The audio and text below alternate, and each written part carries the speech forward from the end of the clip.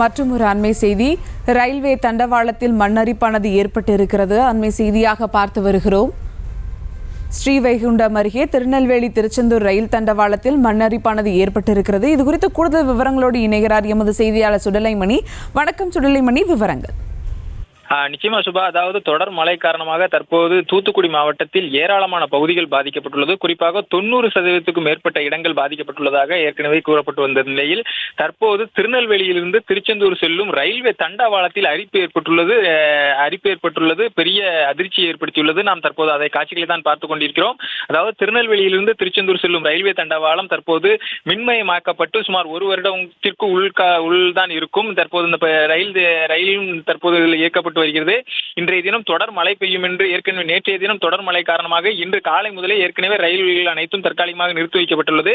இந்த நிலையில் தான் தற்போது நாம் பார்த்துக் கொண்டிருக்கின்ற இந்த காட்சி என்பது ஸ்ரீவைகுண்டம் அருகே உள்ள தாதன்குளத்திற்கும் செய்துங்கநல்லூருக்கும் இடையே உள்ள காட்டுப்பகுதி. இந்த காட்டுப்பகுதியில் ஏற்பட்ட காட்டாற்று வெள்ளம் ஒரு அளவை தாண்டி தற்போது அந்த அளவை தாங்கிக் கொள்ள முடியாமல் தற்போது இந்த தண்டவாளத்தை கீழுள்ள கற்களை அனைத்தையும் அரித்து கொண்டு இந்த காட்டாற்று வெள்ளம் என்பது சென்றுள்ளது. இதன் காரணமாக தற்போது இந்த ரயில்வே தண்டவாளம் என்பது அந்தரத்தில் தொங்கிக் கொண்டிருக்கும் ஒரு காட்சிகளை தான் நாம் தற்போது பார்க்க முடிகிறது.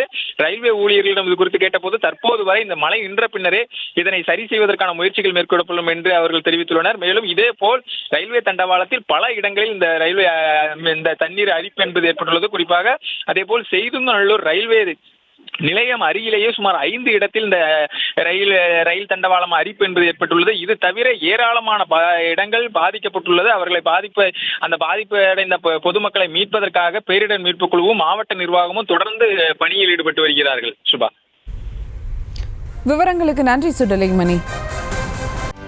செய்திகளை உடனுக்குடனும் துல்லியமாகவும் தெரிந்து கொள்ள சப்ஸ்கிரைப் பண்ணுங்க.